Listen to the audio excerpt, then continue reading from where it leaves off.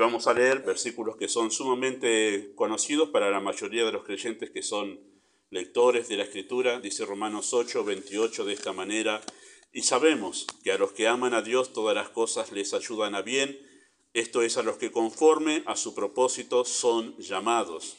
Porque a los que antes conoció también los predestinó para que fuesen hechos conforme a la imagen de su Hijo, para que Él sea el primogénito entre muchos hermanos. Y a los que predestinó, a estos también llamó, y a los que llamó, a estos también justificó, y a los que justificó, a estos también glorificó. ¿Qué pues diremos a esto? Si Dios es por nosotros, ¿quién contra nosotros? El que no escatimó ni a su propio Hijo, sino que lo entregó por todos nosotros, ¿cómo no nos dará también con Él todas las cosas? ¿Quién acusará a los escogidos de Dios? Dios es el que justifica. ¿Quién es el que condenará? Cristo es el que murió, más aún el que también resucitó, el que además está a la diestra de Dios, el que también intercede por nosotros. ¿Quién nos separará del amor de Cristo? Tribulación o angustia, persecución o hambre, o desnudez o peligro o espada, como está escrito: por causa de ti somos muertos todo el tiempo, somos contados como ovejas de matadero. Antes, en todas estas cosas somos más que vencedores por medio de aquel que nos amó. Por lo cual estoy seguro de que ni la muerte, ni la vida, ni ángeles, ni principados, ni potestades, ni lo presente, ni lo porvenir, ni lo alto, ni lo profundo, ni ninguna otra cosa creada nos podrá separar del amor de Dios que es en Cristo Jesús, Señor nuestro. Si usted lee el contexto completo de este capítulo 8, va a ver que a partir del 17 comienza como un tema particular, que son las tribulaciones. Pero cuando uno lo lee en conjunto, así panorámicamente, va a ver la Trinidad en conjunto trabajando para que el creyente pueda permanecer fiel al Señor. Esa es la idea de que somos vencedores. ¿Qué significa somos vencedores? Bueno, que nosotros podemos permanecer fieles a Dios en medio de esas circunstancias difíciles que menciona allí, ¿no? Y él va a hablar del Espíritu de Dios en el versículo 26 y 27, habló de Dios, que es el que justifica, y Cristo, que es el que murió. Toda la Trinidad trabajando en conjunto en medio de esas operaciones allí, ¿no? Muy bien, solamente una cosa para anotar, el texto vamos a examinarlo, el verso 28, inmediatamente. Vamos a orar. Amado Padre Celestial, damos muchas gracias por el grupo de familias fieles que se han congregado aquí esta tarde. Pedimos que el tiempo sea precioso ante ti, y trabaja con tu palabra en nuestros corazones. Ora para que tengamos la actitud de humillación y humildad apropiada, que podamos someter nuestros pensamientos al juicio de la Escritura, y aquellas cosas que pensamos distinto puedan ser anuladas e incorporar, Padre, el pensamiento de la Escritura, para poder acomodar nuestras vidas a tu voluntad. Así que rogamos que sea tu Espíritu hablando en este tiempo. Oramos en el nombre de Jesús. Amén. Muy bien, pueden tomar sus asientos allí. Estamos hablando de la providencia de Dios. Estamos ahí yendo y viniendo entre los dos textos, como le mencioné recién, Romanos 8 y Hechos capítulo 17. Y en Hechos 17 hemos visto nosotros ya que Dios ha hecho al mundo y todo lo que en él hay, ¿sí? Pablo, testificando a los griegos, le habla así acerca de Dios. Y además le dice que además de ser el creador de todas las cosas, Dios, dice que de una sola sangre ha hecho todo el linaje de la humanidad. Eso es lo que dice. Creó el mundo y además creó al ser humano. Y de una sola sangre, de un solo código genético, esa es la expresión allí, ha hecho todo el linaje de la humanidad. O sea, diseñando Dios a cada persona que ha existido desde Adán hasta nuestros tiempos, a cada persona de manera especial, ya que no hay dos códigos genéticos iguales. Así que Dios ha hecho un trabajo que hace que nosotros no podamos, esa idea no pueda caber en nuestra mente finita, ¿verdad? A cada persona lo ha hecho de manera singular, ¿sí? Y además creó de esa manera nuestra individualidad, ¿sí? No hay dos personas iguales, ¿sí? Pero además de eso, además de crear nuestra individualidad, habiendo hecho de un solo código genético todo lo demás, no quedó ahí Dios, no quedó ahí la intervención de Dios, sino que también ha prefijado, dice Pablo allí, el orden de los tiempos y los límites de nuestra habitación, ¿sí? Determinando así de esa manera no solo la creación del mundo, la creación del ser humano de manera singular, sino que después determinó cómo iba a funcionar ese mundo, cómo iba a funcionar la historia humana, interviniendo Dios en las circunstancias. Eso es lo que vimos nosotros la última vez, ¿sí?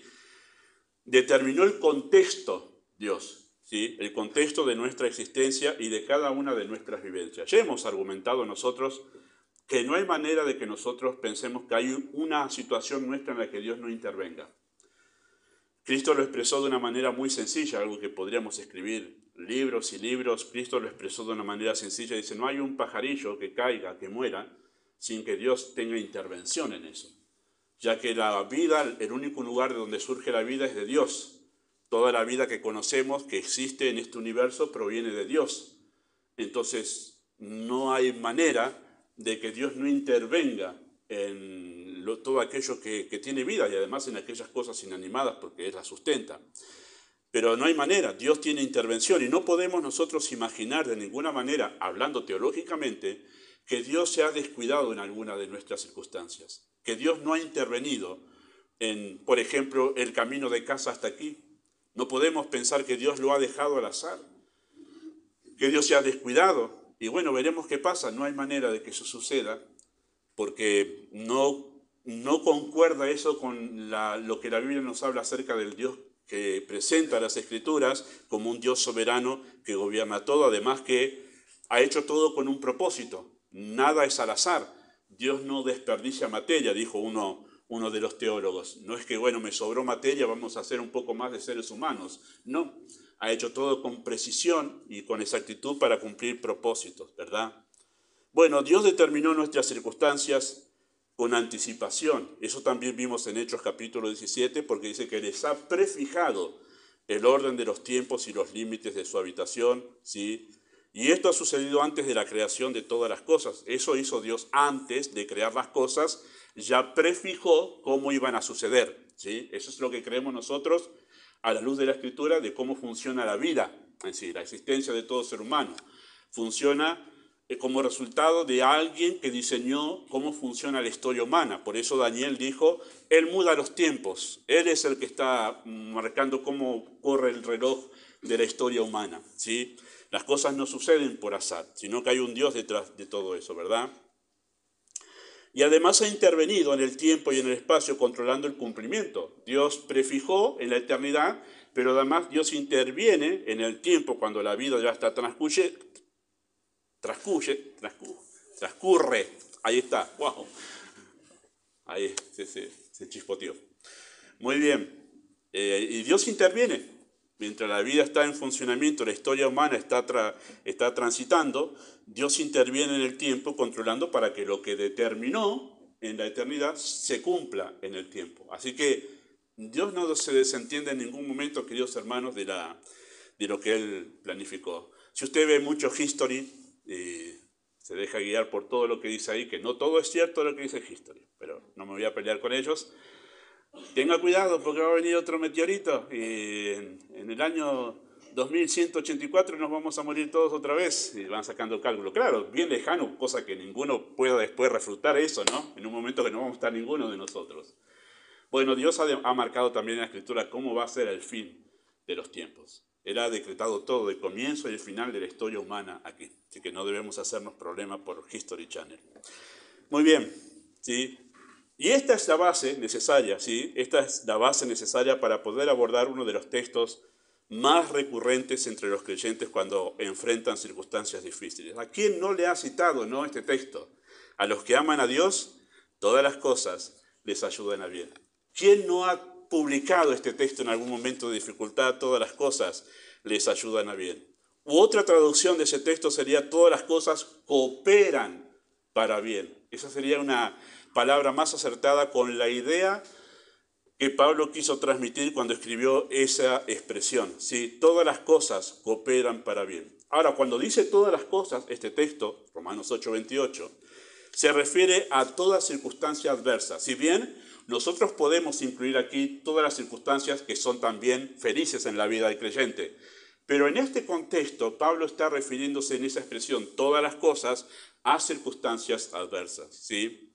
¿Por qué digo esto? Bueno, porque el contexto habla justamente de esa clase de circunstancias.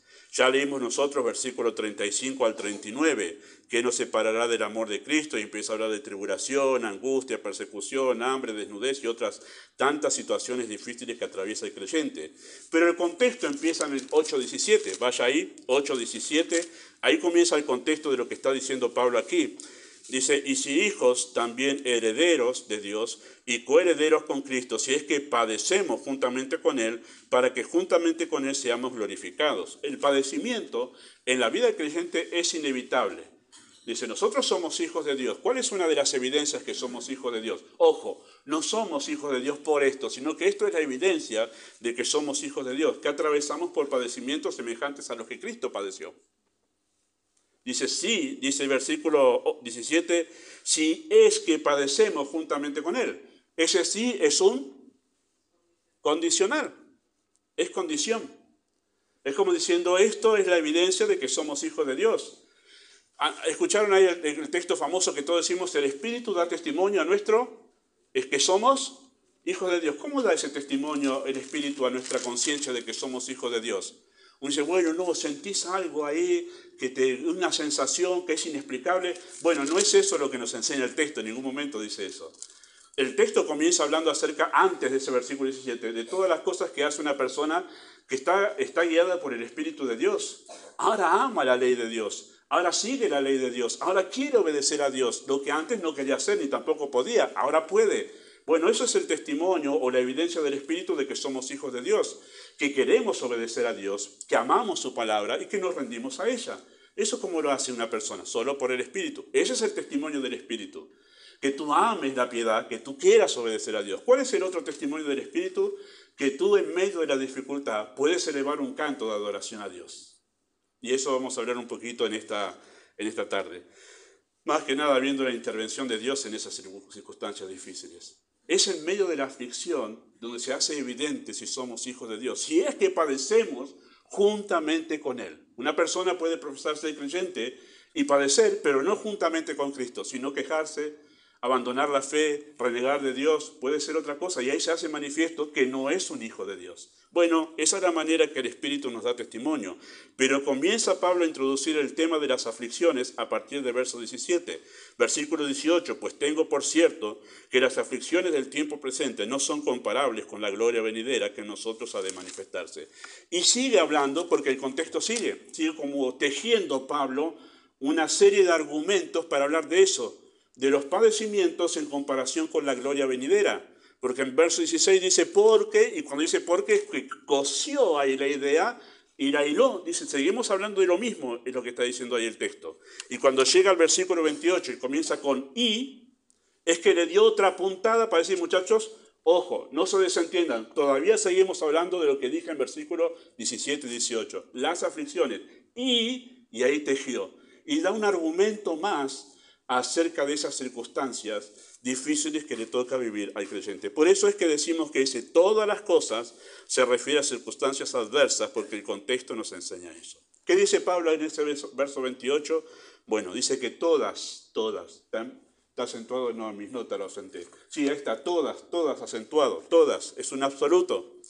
Todas ellas, todas esas circunstancias adversas que menciona ahí, podría mencionar más, todas en manera absoluta ayudan a bien.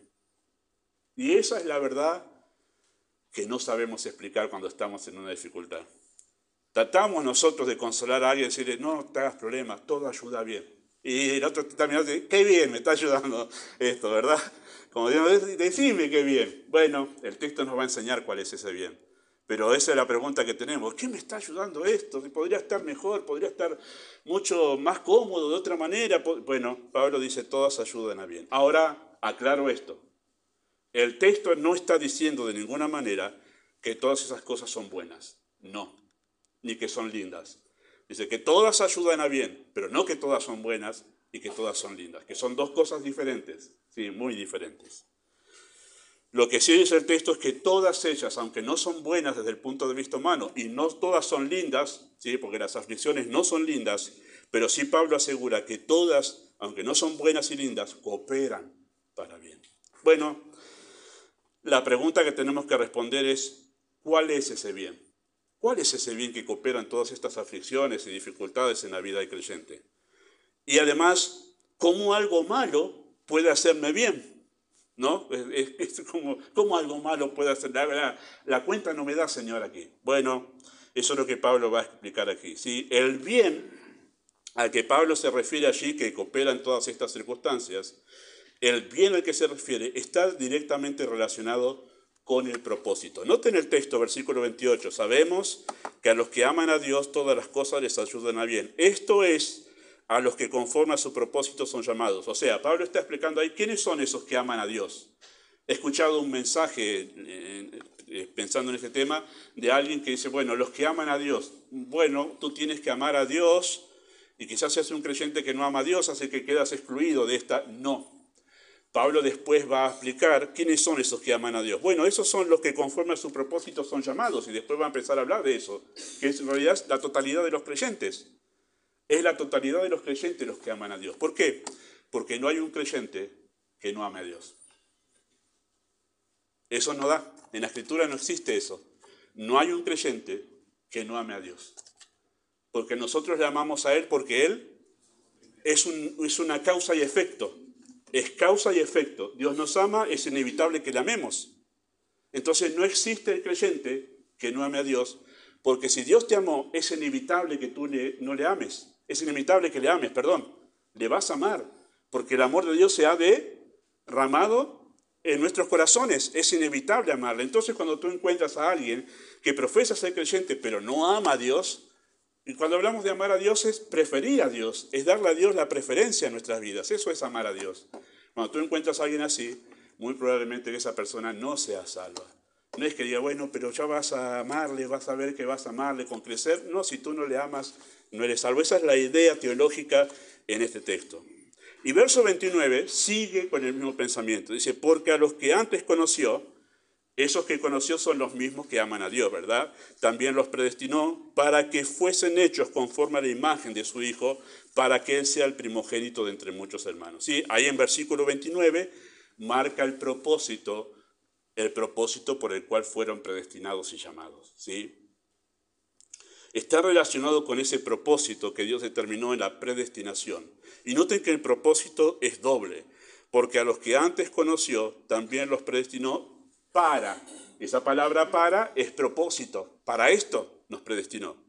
Para que fuesen hechos conformes a la imagen de su Hijo, para otro propósito. Hay dos propósitos, para y para, ¿sí? Para que sean hechos conforme a la imagen de su Hijo, para que Él, Cristo, sea el primogénito entre muchos hermanos, ¿sí? Así que hay un doble propósito que se trazó Dios al escoger personas para salvación. Primero, para que sean hechos conforme a la imagen de su Hijo, y segundo, para que Él, su Hijo, sea el primogénito entre muchos hermanos. Esa expresión primogénito entre muchos hermanos, ¿y qué es ese propósito? Bueno, en la cultura en que se escribió esto, que ahora en nuestra cultura no se conoce eso, no lo conocemos nosotros, pero en la cultura oriental, donde se escribió esto, el primogénito era el hijo que recibía mayor honor. Era el más favorecido, era el que tenía privilegio por sobre todos los demás hermanos, ese era el primogénito. Así que la idea de lo que dice aquí Pablo es que Dios hizo este propósito para que Cristo reciba mayor honor, reciba mayor gloria, ¿sí?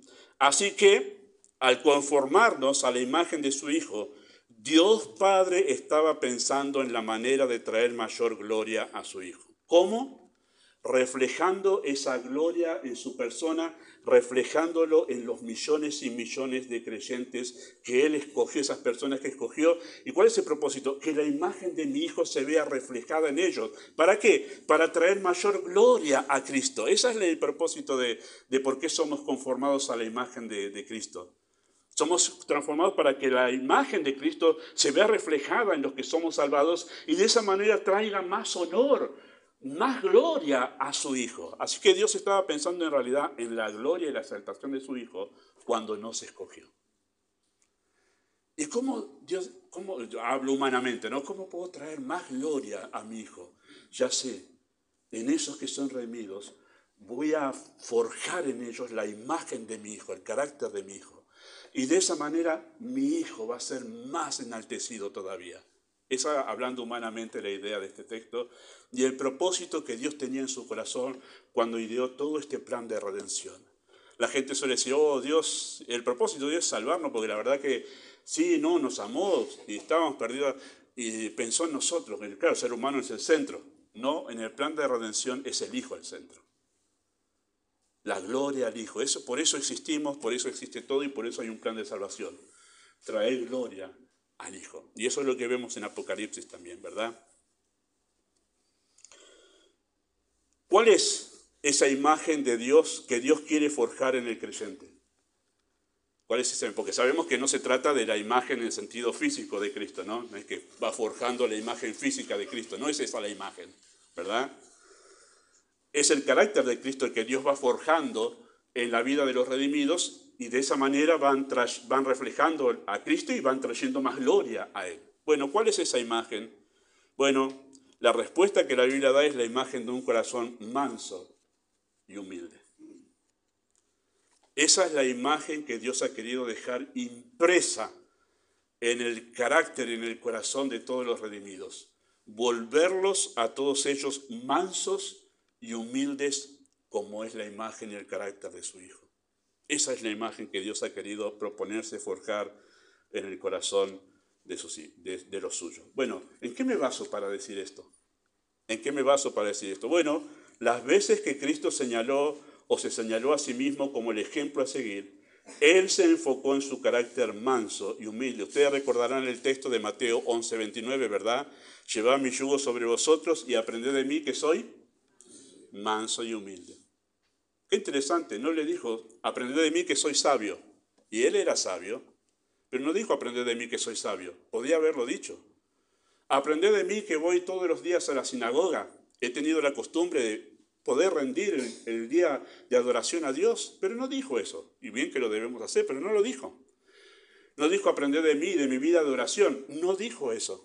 Interesante, no podría haberlo dicho. Aprendan cómo oro yo. Los discípulos, viéndolo orar, deseaban orar como Él, pero Él nunca dijo, aprendan de mí cómo oro. Así aprenden a orar. No, aprendan de mí que soy manso y humilde de corazón. Interesante eso.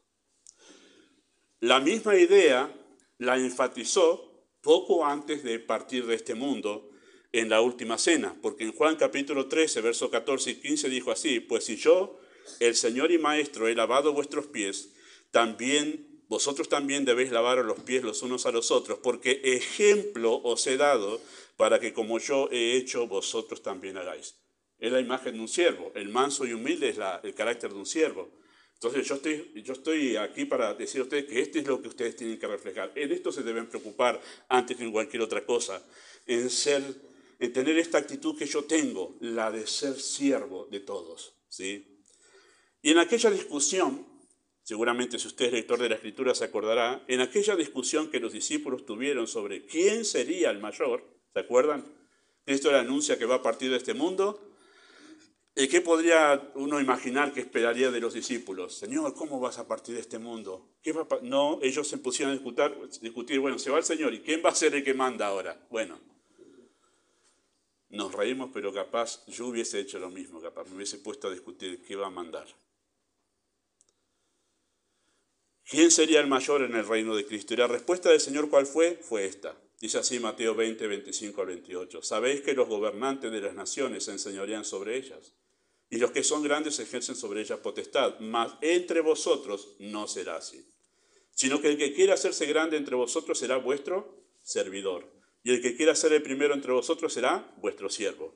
Como el Hijo del Hombre no vino para ser servido, sino para servir y para dar su vida en rescate por muchos. Y Lucas 22, 26, que es el pasaje paralelo, tiene otra expresión, es lo mismo pero expresado de otra manera. El mayor entre vosotros es el más joven, y el que dirige como el que sirve. Porque ¿cuál es el mayor? ¿El que se sienta a la mesa o el que sirve?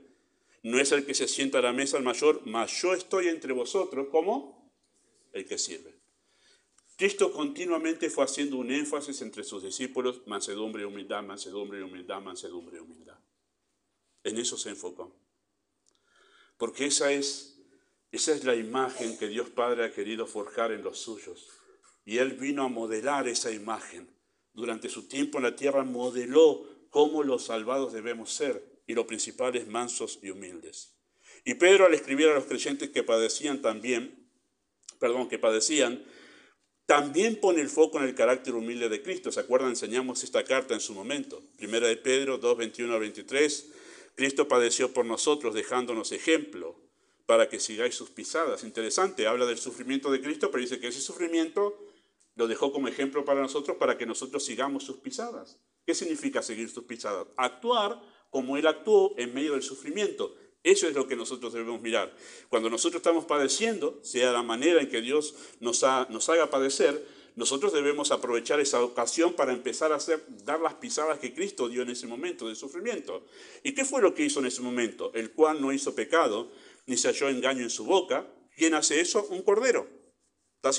Pedro está citando Isaías 53, el cordero de Dios, que enmudeció como un cordero, dice, y fue llevado al matadero. Está citando ese texto Pedro allí. Cuando maldecían, no respondía con maldición. Cuando padecía, no amenazaba, sino que encomendaba la causa al que juzga justamente. Qué difícil es guardar silencio cuando estamos padeciendo algo injusto, ¿verdad? Tenemos ganas de cantarle las 40 enseguida a otro. Y Pedro dice, no, mira, haga como Cristo. Guarde silencio, cierre la boca. Aprenda a ser manso y humilde. No salga enseguida a defender su causa. Guarde silencio, aguántesela, serían palabras nuestras. Crear ese carácter manso y humilde no es nada sencillo, queridos hermanos. Y tenemos en Filipenses 2, 5 al 8 un pasaje sublime que insiste el Nuevo Testamento en decirnos, esta es la imagen que Dios quiere dejar impresa en el corazón de los creyentes acerca de Cristo. En Filipenses 2, 5 al 8, ya lo conocen, lo hemos leído varias veces, la humildad de Cristo al tomar forma de siervo. Dice que Dios lo exaltó hasta lo sumo porque hizo lo que nadie hizo en realidad. El texto termina diciendo, y Dios lo exaltó hasta lo sumo para que en el nombre de Cristo se doble toda rodilla de los que están en los cielos. O sea, Él merece el lugar más alto. ¿Por qué merece el lugar más alto? Él hizo algo que nadie hace. Él se humilló a sí mismo. Nosotros para humillarnos tienen que humillarnos, pero Cristo se humilló a sí mismo.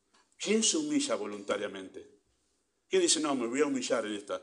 Dios tiene que humillarnos porque nuestro corazón no quiere humillarse, pero Cristo hizo algo que nadie hace, lo hizo de voluntad propia. Él se humilló a sí mismo. No hacía falta que el Padre lo humille. Él se humilló, tomando ¿qué? Forma de siervo. Todos queremos estar en la vidriera, ¿verdad? Que me vean, que vean quién soy, que vean. Y Cristo dijo, no quiero estar en la vidriera, por eso no tomo esa gloria refulgente que tenía ya, no la estimo en realidad ahora. Esta es la imagen que estimo, ser siervo en este mundo. Tremendo. Él vino desde lo más alto hasta los más bajos, pero lo hizo voluntariamente. No dijo, y bueno, Padre, si no hay otra, humilla.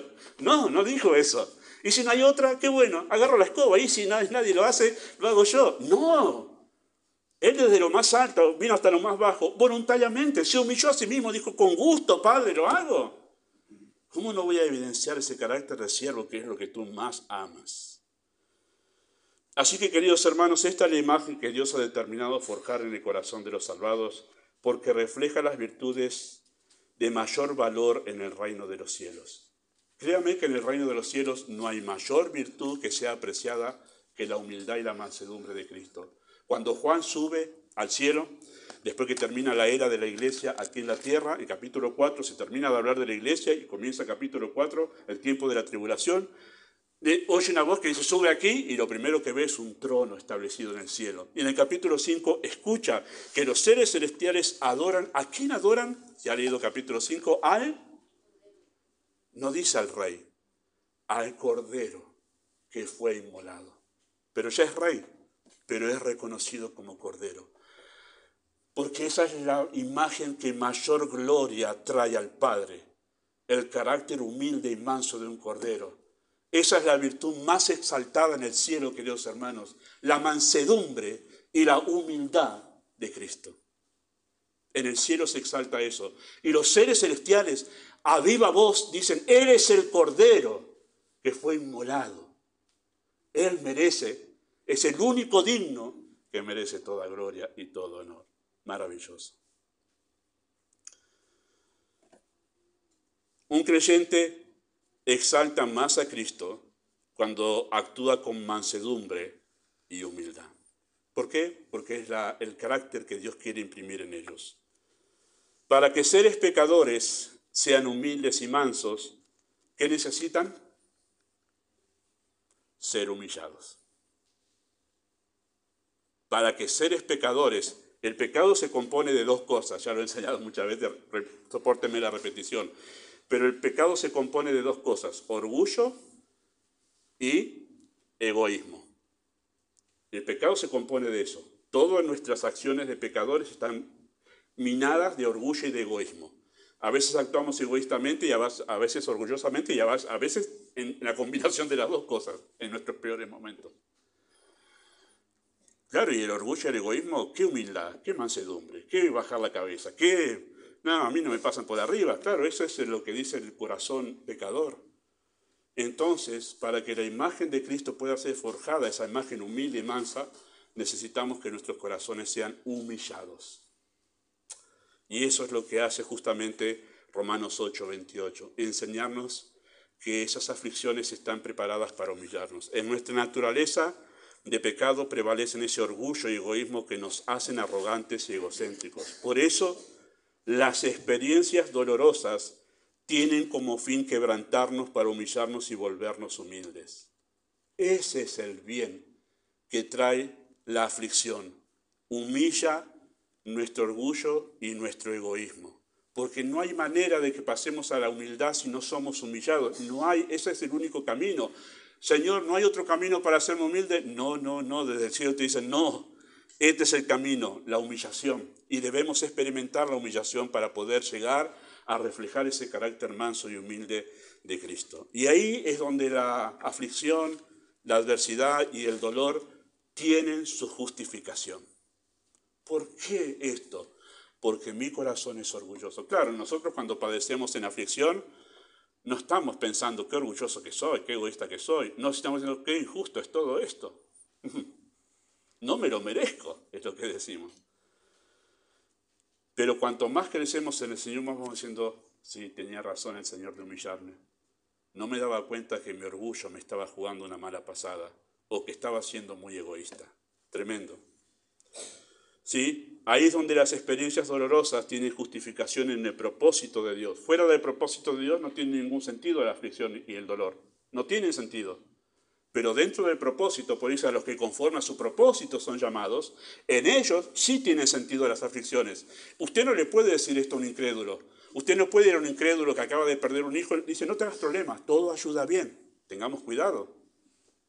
Tengamos mucho cuidado con tratar de dar esperanza a personas que todavía no conocen al Señor, ¿verdad? Este es el bien que se produce a través del dolor. Se forja la virtud más valiosa del carácter de Cristo en nosotros. No es tan fácil este aprendizaje, hermanos. Nuestro pecado se resiste a la humillación y tendemos a responder en la aflicción de manera egocéntrica, cayendo en la autocomiseración, o de manera orgullosa cayendo en la queja, que murmura con enojo y altivez tratando de buscar culpables y argumentando un trato injusto en nuestra contra. Cuando en realidad lo que nosotros deberíamos es mirar las circunstancias como diciendo, en este momento Dios está tratando con mi orgulloso corazón y con mi egoísta corazón. Cuando llegamos a ese punto es cuando nosotros podemos realmente sacarle gran provecho al dolor y a la aflicción y a la adversidad. Qué dolor es sentirnos defraudados por personas en las que confiamos, ¿verdad? Pero en ese momento, en lugar de ponernos en la situación de víctimas, debiéramos decir, Dios está tratando con mi orgullo y mi egoísmo en este momento. Señor, ayúdame a no sentir este odio, este rencor, esta amargura que estoy sintiendo. Ayúdame a recordar que se trata de mi orgullo, que no es una injusticia, sino que eres tú tratando con mi orgullo. Si no, no reaccionaría, si estuviese Cristo, no reaccionaría con esta actitud. Reconocer ese punto es sacarle gran provecho a las circunstancias. Claro, no nos miramos a nosotros a veces, miramos al entorno, alrededor. Y es ahí cuando pensamos de esa manera que no entendemos lo que nos está pasando. Y no lo entendemos. Uno cuando pasa muchos años en el camino del Señor puede traer a la memoria, como pasaba mientras hacías este estudio, todas las aflicciones por las que uno ha pasado, porque es inevitable pasar por aflicciones y decir, tenía razón el Señor. Me acuerdo quién era yo en ese momento. Y pienso también cuánto más hay todavía que pulir de orgullo y arrogancia en mi corazón. Cuando tú piensas así, tú puedes entender mucho mejor por qué Dios te ha puesto en esta aflicción. Está puliendo tu orgullo y tu arrogancia, porque todavía esto no está reflejando la humildad y la mansedumbre de Cristo, y no le estás trayendo gloria a Él de esa manera. La gracia de Dios nos capacita para responder de la manera apropiada y diferente, tal como lo hizo Pablo en 2 de Corintios 12:10, no lo vamos a leer ahora, pero Pablo dijo allí, me gozo en las tribulaciones, en angustia, sí lo tienen, por amor de Cristo. Me gozo en las debilidades, en afrentas, en necesidades, en persecuciones, en angustia. ¿Cómo me gozo? ¿Cómo me gozo en todo esto? Porque él entendió que todo eso mataba su orgullo, el cual empezó a hablar en capítulo 12, que dice, me glorié. Le dije a los corintios algo que no le dije a nadie. ¿Qué cosa le dijo a los corintios? ¿Que él había ido a dónde? No se lo había dicho a nadie. 14 años habían pasado de eso y no se lo había dicho a nadie. Pablo dije, esto no lo dije a nadie para que nadie piense de mí más de lo que en mí veo, para que no piensen que soy un superhombre, que me fui al tercer cielo. No lo digo a nadie porque no soy un superhombre. Pero a los corintios lo sacaron de quicio y dijo, yo fui al tercer cielo, muchachos. Y entonces dijo, tengo un aguijón que Dios me dio para que no me enaltezca sobremanera. Si usted tiene un aguijón como el de Pablo, pensaría como Pablo, Dios me lo puso para que no me enaltezca sobremanera. Uno diría, no, Dios me puso un aguijón. No, tremendo sufrimiento. Queremos todas las personas mimándonos, arrullándonos alrededor nuestro. Y Pablo dice, me puso un aguijón para que yo no me enaltezca sobremanera. Y si el gran apóstol Pablo dijo, Dios me dio un aguijón para que yo no me enaltezca, él reconocía su orgullo. ¿Cuánto más uno no debería reconocer su orgullo, hermanos?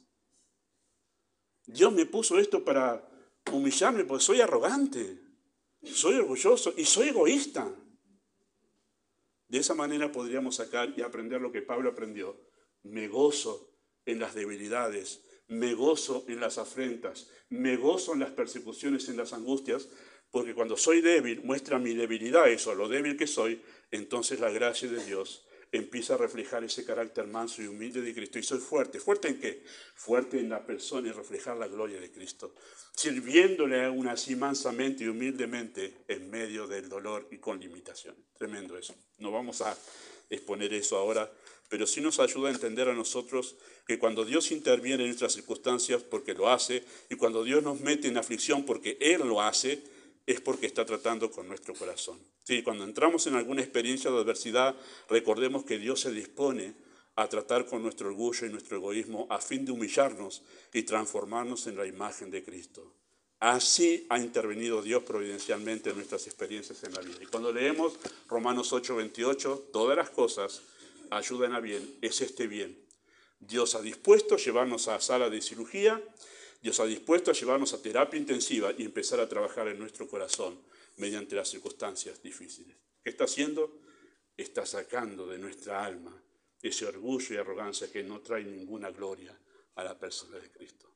Y ahí decimos gracias, Señor, porque es tan destructivo y es tan pernicioso mi egoísmo que a veces no puedo llegar a comprender hasta dónde llega a dañarme y llega a dañar a mi entorno. Pero es la humildad y la mansedumbre de Cristo la que en realidad nos lleva a nosotros a poder vivir con gozo y con felicidad. Cristo lo dijo a los fariseos, aprended de mí que soy manso y humilde de corazón y hallaréis ¿qué cosa? ¿Ha visto una persona ansiosa?